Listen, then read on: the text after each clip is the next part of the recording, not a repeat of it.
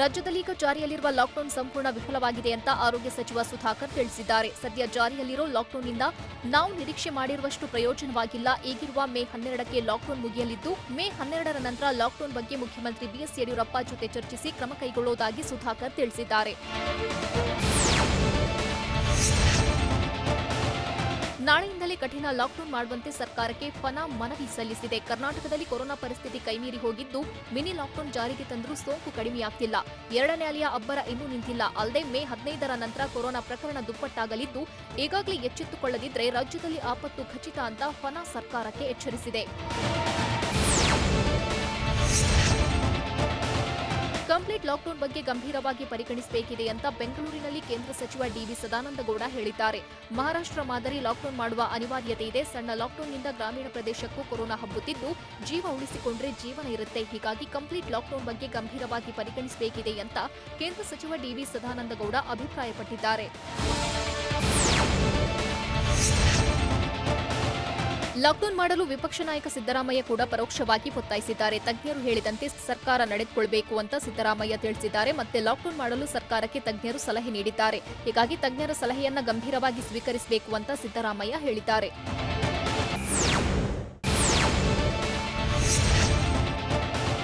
ಕೊರೋನಾದಿಂದ ಕರ್ನಾಟಕದಲ್ಲಿ health emergency ಶುರುವಾಗಿದೆ. ಹೀಗಾಗಿ ಆದಷ್ಟು ಬೇಗ ಕರ್ನಾಟಕದಲ್ಲಿ ಕಂಪ್ಲೀಟ್ ಲಾಕ್ ಬೀಳೋದು ಪಕ್ಕಾ. ಯಾಕಂದ್ರೆ ಟೈಟ್ ಲಾಕ್ಡೌನ್ ಬಗ್ಗೆ ಸಚಿವ ಸುಧಾಕರ್ ಸುಳಿವು ಕೊಟ್ಟಿದ್ದಾರೆ.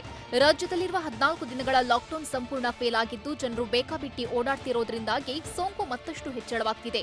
ಹೀಗಾಗಿ ಒತ್ತಡ ಹೆಚ್ಚಾಗ್ತಿದ್ದಂತೆ ಕರ್ನಾಟಕದಲ್ಲಿ ಟೈಟ್ ಲಾಕ್ಡೌನ್ ಫಿಕ್ಸ್ ಆಗಿದೆ.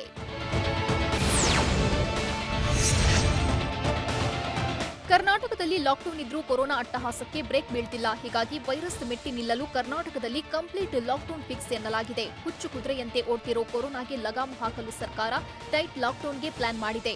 ಖುದ್ದು ಆರೋಗ್ಯ ಸಚಿವರೇ ಟೈಟ್ ಲಾಕ್ಡೌನ್ ಬಗ್ಗೆ ಸುಳಿವು ನೀಡಿದ್ದು, ದಿನೇ ದಿನೇ ರಾಜ್ಯದ ಸ್ಥಿತಿ ಬಿಗಡಾಯಿಸುತ್ತಿರುವುದರಿಂದ ಬೆಂಗಳೂರು ಸೇರಿದಂತೆ ರಾಜ್ಯಾದ್ಯಂತ ಲಾಕ್ಡೌನ್ ಪಕ್ಕಾ ಎನ್ನಲಾಗಿದೆ.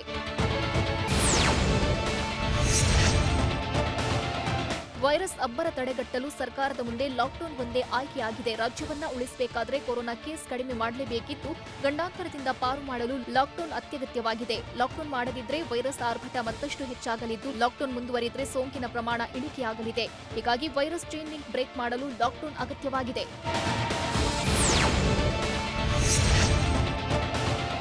ಮತ್ತೆ 14 ದಿನ ಲಾಕ್ಡೌನ್ ಮಾಡಬೇಕು ಅನ್ನೋದು ತಜ್ಞರ ಅಭಿಪ್ರಾಯ. ಆದರೆ ಲಾಕ್ಡೌನ್ ಮುಂದುವರಿಸೋ ಬಗ್ಗೆ ಸರ್ಕಾರ ಇದುವರೆಗೂ ತಜ್ಞರ ಅಭಿಪ್ರಾಯವನ್ನ ಕೇಳಿಲ್ಲ.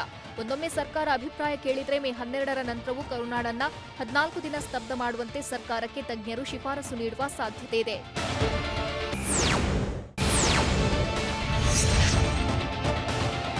ಮೇ 15ರ ಬಳಿಕ ರಾಜ್ಯದಲ್ಲಿ ಸಂಪೂರ್ಣ ಲಾಕ್ಡೌನ್ ಮಾಡೋ ಸಾಧ್ಯತೆಗಳಿವೆ. ಈ ಬಗ್ಗೆ ದಕ್ಷಿಣ ಕನ್ನಡ ಜಿಲ್ಲಾಧಿಕಾರಿ ಕಚೇರಿಯಲ್ಲಿ ನಡೆದ ಸಭೆಯಲ್ಲಿ ಸುಳಿವು ಸಿಕ್ಕಿದೆ. ಮೇ 15ರ ಬಳಿಕ ಮದುವೆ, ಗೃಹ ಪ್ರವೇಶ ಸೇರಿ ಯಾವುದೇ ಕಾರ್ಯಕ್ರಮಕ್ಕೆ ಅನುಮತಿ ಇಲ್ಲ. ಈಗಾಗಲೇ ಅನುಮತಿ ನೀಡಿದ್ದ ಕಾರ್ಯಕ್ರಮಕ್ಕೂ ಕಡಿವಾಣ ಬೀಳಲಿದ್ದು, ಮನವೊಲಿಸಿ ಕಾರ್ಯಕ್ರಮ ಮುಂದಕ್ಕೆ ಹಾಕಿಸಲು ನಿರ್ಧಾರ ಮಾಡಲಾಗಿದೆ. ಹೀಗಾಗಿ ಸಭೆಯಲ್ಲಿ ನಿರ್ಣಯವಾದ ತೀರ್ಮಾನದಿಂದ ಖಡಕ್ ರೂಲ್ಸ್ನ ಹಿಂಟ್ ಸಿಕ್ಕಿದೆ.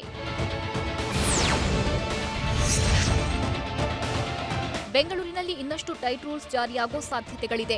ಎಲ್ಲಾ ಸೇವೆಗಳು ಕಂಪ್ಲೀಟ್ ಬಂದ್ ಆಗಲಿದೆ ಎನ್ನಲಾಗಿದೆ. ಹೋಟೆಲ್ಗಳಲ್ಲಿ ಪಾರ್ಸೆಲ್ ಬಂದ್ ಆಗೋ ಸಾಧ್ಯತೆ ಇದೆ. ಬಾರ್ ಅಂಡ್ ರೆಸ್ಟೋರೆಂಟ್ಗಳು ಕಂಪ್ಲೀಟ್ ಲಾಕ್ ಆಗ್ತವಾ ಅನ್ನೋ ಪ್ರಶ್ನೆ ಉದ್ಭವಿಸಿದೆ. ಅಲ್ಲದೆ ಆಟೋ, ಬಸ್, ರೈಲು ಸ್ತಬ್ಧವಾಗುತ್ತಾ, ಕಟ್ಟಡ ಕಾಮಗಾರಿ ಕೂಡ ಬಂದ್ ಆಗುತ್ತಾ ಅನ್ನೋದನ್ನ ಕಾದು ನೋಡಬೇಕಿದೆ.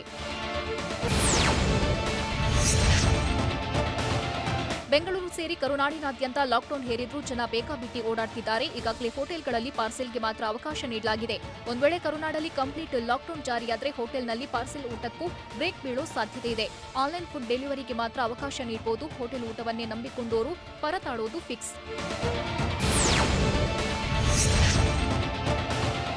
ಸಿಲಿಕಾನ್ ಸಿಟಿ ಬೆಂಗಳೂರು ಸೇರಿದಂತೆ ರಾಜ್ಯಾದ್ಯಂತ ಟಫ್ ಲಾಕ್ಡೌನ್ ಜಾರಿ ಮಾಡಿದ್ರೂ ಜನ ಬೇಕಾಬಿಟ್ಟಿಯಾಗಿ ಓಡಾಟ ನಡೆಸುತ್ತಿದ್ದಾರೆ.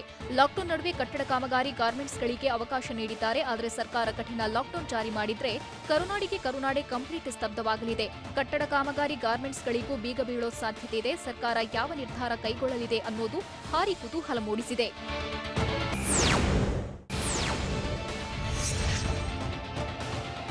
ರಾಜ್ಯದಲ್ಲಿ ಮತ್ತೆ ಲಾಕ್ಡೌನ್ ಮಾಡೋ ಬಗ್ಗೆ ಒತ್ತಾಯ ಕೇಳಿ ಬರ್ತಾರೆ. ಆದರೆ ಮೇ 10ರ ಬಳಿಕ ಸಂಪೂರ್ಣ ಲಾಕ್ಡೌನ್ ಬಗ್ಗೆ ತೀರ್ಮಾನ ಮಾಡೋದಾಗಿ ಚಾಮರಾಜನಗರದಲ್ಲಿ ಸಚಿವ ಸುರೇಶ್ ಕುಮಾರ್ ಹೇಳಿದ್ದಾರೆ. ಸದ್ಯದ ಕರ್ಫ್ಯೂ ಸರ್ಕಾರದ ನಿರೀಕ್ಷೆಯನ್ನು ಹುಸಿಗೊಳಿಸಿದೆ. ಹೀಗಾಗಿ 12 ದಿನದ ಕರ್ಫ್ಯೂನಿಂದ ಏನಾಗಿದೆ ಅಂತ ಪರಿಶೀಲಿಸಿ ಸಂಪೂರ್ಣ ಲಾಕ್ಡೌನ್ ಮಾಡಲು ತೀರ್ಮಾನ ಮಾಡ್ತೇವೆ ಅಂತ ಸುರೇಶ್ ಕುಮಾರ್ ಹೇಳಿದರು.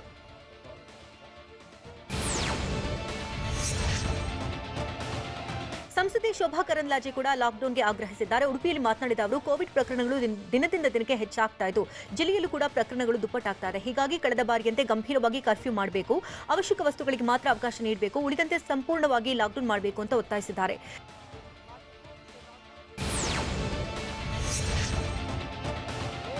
ಬಿಜೆಪಿ ಸರ್ಕಾರದ ಮುಖ್ಯ ಅಜೆಂಡಾವೇ ಗುಳುಂ ಮಾಡುವುದು ಅಂತ ಕೆಪಿಸಿಸಿ ಅಧ್ಯಕ್ಷ ಡಿಕೆ ಶಿವಕುಮಾರ್ ವ್ಯಂಗ್ಯವಾಡಿದ್ದಾರೆ.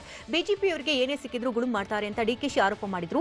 ಸಚಿವರು ಮಾತ್ರ ವಿಫಲವಾಗಿಲ್ಲ, ಸರ್ಕಾರವೇ ವಿಫಲವಾಗಿದೆ. ಸಂಸದ ತೇಜಸ್ವಿ ಸೂರ್ಯ ನೋಡಿಕೊಂಡು ಮಾತನಾಡಬೇಕು, ಇಲ್ಲದೆ ಹೋದ್ರೆ ಜನರೇ ಅವರನ್ನ ಬಡಿದು ಹಾಕಿಬಿಡ್ತಾರೆ, ಗಾಡಿಯನ್ನ ಪಂಚರ್ ಮಾಡಿಬಿಡ್ತಾರೆ ಅಂತ ಡಿಕೆಶಿ ವಾಗ್ದಾಳಿ ನಡೆಸಿದ್ದಾರೆ.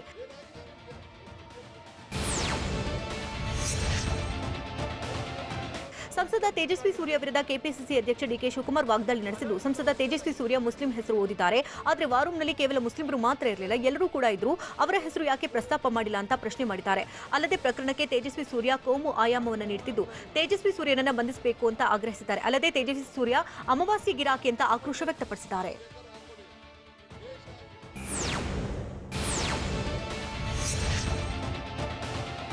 ದಿನೇ ದಿನೇ ಬೆಂಗಳೂರಿನ ಪರಿಸ್ಥಿತಿ ಘನಘೋರವಾಗ್ತಿದ್ದು, ಸೋಂಕಿತರಿಗೆ ಬೆಡ್ ಸಿಕ್ತಿಲ್ಲ, ಸತ್ರೆ ಚಿತಾಗಾರವೂ ಸಿಕ್ತಿಲ್ಲ. ಸತತ 2 ದಿನಗಳಿಂದ ಅಲೆದಾಡಿದ್ರೂ ಬೆಡ್ ಸಿಕ್ಕಿಲ್ಲ. ಹೀಗಾಗಿ ಆಕ್ರೋಶಗೊಂಡು ಸೋಂಕಿತರನ್ನ ವಿಧಾನಸೌಧದ ಬಳಿ ಕರೆತಂದಿದ್ರು.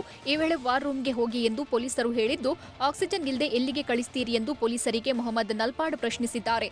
ಕೊನೆಗೆ ಯುವ ಕಾಂಗ್ರೆಸ್ ವತಿಯಿಂದ ಬಂದ ಆಂಬ್ಯುಲೆನ್ಸ್ ಮೂಲಕ ರೋಗಿಯನ್ನ ಸ್ಥಳಾಂತರ ಮಾಡಲಾಗಿದೆ.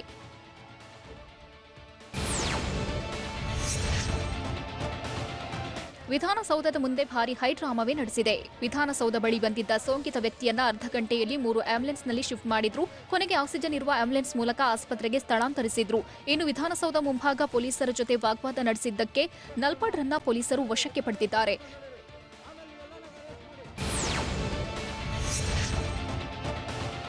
ವಿಧಾನಸೌಧ ಮುಂಭಾಗ ಮಾತ್ರವಲ್ಲ, ಬೆಳಗ್ಗೆ ಸಿಎಂ ನಿವಾಸದ ಬಳಿಯೂ ಸೋಂಕಿತರ ಕುಟುಂಬಸ್ಥರು ಪ್ರತಿಭಟನೆ ನಡೆಸಿದ್ರು. ಆಸ್ಪತ್ರೆಗಳಲ್ಲಿ ಬೆಡ್ ಸಿಗದಿದ್ದಕ್ಕೆ ಸಿಎಂ ಬಿಎಸ್ವೈ ಮನೆ ಮುಂದೆ ಮಹಿಳೆ ಧರಣಿ ಮಾಡಿದ್ರು. ಪತಿಯ ಪ್ರಾಣ ಉಳಿದಿಲ್ಲ, ಬೆಡ್ ಕೊಡಿಸುವಂತೆ ಸಿಎಂ ನಿವಾಸ ಕಾವೇರಿಯ ಬಳಿ ಮಹಿಳೆ ಪ್ರತಿಭಟನೆ ಮಾಡಿದ್ರು. ನಾವು ಹಣ ಕೊಡ್ತೇವೆ, ಬೆಡ್ ಕೊಡಿಸಿ ಎಂದು ಗೋಗರೆದಿದ್ರು. ಕೊನೆಗೆ ಪೊಲೀಸರು ಎಂಎಸ್ ರಾಮಯ್ಯ ಆಸ್ಪತ್ರೆಯಲ್ಲಿ ಬೆಡ್ ವ್ಯವಸ್ಥೆ ಮಾಡಿದ್ರು. ಆದರೆ ಬೆಡ್ ಸಿಕ್ಕರೂ ಆಸ್ಪತ್ರೆಗೆ ತಲುಪುವ ಮುನ್ನವೇ ಪ್ರಾಣ ಪಕ್ಷಿ ಹಾರಿ ಹೋಗಿದೆ.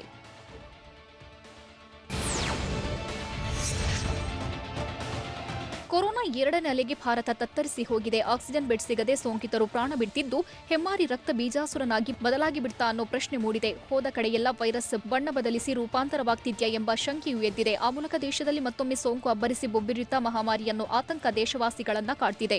2ನೇ ದಾಳಿಗಿಂತ ಕೊರೋನಾ 3ನೇ ಅಲೆ ಭಯಾನಕವಾಗಿರುತ್ತಾ ಅನ್ನೋ ಪ್ರಶ್ನೆ ಎದ್ದಿದೆ.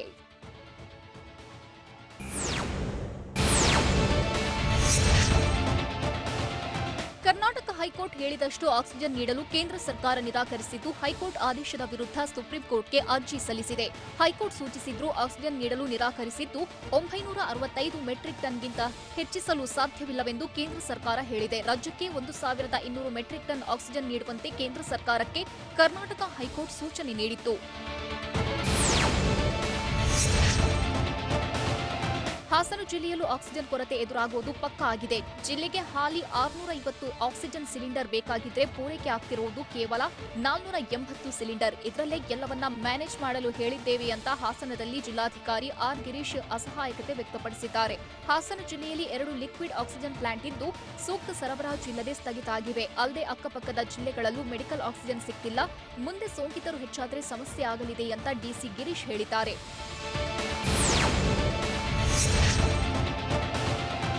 ಮೈಸೂರಿನಲ್ಲಿ ರೋಗಿ ಸಂಬಂಧಿಕರೊಬ್ಬರು ಡಿಎಚ್ಒ ಜೊತೆ ಮಾತನಾಡಿರೋ ಆಡಿಯೋ ಕೊರೋನಾ ಸೃಷ್ಟಿಸಿರೋ ಘೋರ ಸ್ಥಿತಿಯನ್ನ ಸಾರಿ ಹೇಳ್ತಿದೆ. ಮೈಸೂರಲ್ಲಿ ರೋಗಿಯೊಬ್ಬರ ಸಂಬಂಧಿಕ ಡಿಎಚ್ಒ ಅಮರ್ನಾಥ್ಗೆ ಫೋನ್ ಕಾಲ್ ಮಾಡಿ ವಾರೂಮ್ನವರು ರೆಸ್ಪಾಂಡ್ ಮಾಡ್ತಿಲ್ಲ, ವೆಂಟಿಲೇಟರ್ ಕೊಡಿಸಿ ಎಂದು ಮನವಿ ಮಾಡಿದ್ರು. ಆದರೆ ಆಸ್ಪತ್ರೆಗಳಲ್ಲಿ ನನ್ನ ಹೆಂಡತಿಗೆ ಬೆಡ್ ಕೊಡಿಸಲು ಯೋಗ್ಯತೆ ಇಲ್ಲ ಅಂತ ಡಿಎಚ್ಒ ಅಮರ್ನಾಥ್ ಅಸಹಾಯಕ ನುಡಿಗಳನ್ನಾಡಿದ್ದಾರೆ. ಕೊಪ್ಪಳ ಜಿಲ್ಲಾಸ್ಪತ್ರೆ ಎದುರು ಚಿಕಿತ್ಸೆಗಾಗಿ ದಂಪತಿ ಬರೋಬ್ಬರಿ 5 ಗಂಟೆಗೂ ಹೆಚ್ಚಿನ ಕಾಲ ಕಾದಿದ್ದಾರೆ. ಕುಕನೂರು ತಾಲೂಕಿನ ಬಿನ್ನಾಳ ಗ್ರಾಮದ ವ್ಯಕ್ತಿಗೆ ಕೊರೋನಾ ಪಾಸಿಟಿವ್ ಬಂದಿದ್ದು, ಪತ್ನಿ ಜೊತೆ ಜಿಲ್ಲಾಸ್ಪತ್ರೆ ಎದುರು ಕಾಯ್ತಿದ್ರು. ಕೊರೋನಾ ಸೋಂಕಿನಿಂದ ಬಳಲುತ್ತಿದ್ರು. ಬೆಡ್ ನೀಡದೆ ಆಸ್ಪತ್ರೆ ಸಿಬ್ಬಂದಿ ನಿರ್ಲಕ್ಷ್ಯ ತೋರಿದ್ರು. ಈ ಬಗ್ಗೆ ಟಿವಿ9ನಲ್ಲಿ ವರದಿ ಪ್ರಸಾರವಾಗ್ತಿದ್ದಂತೆ ಆಸ್ಪತ್ರೆಯಲ್ಲಿ ದಾಖಲಿಸಿಕೊಂಡಿದ್ದಾರೆ.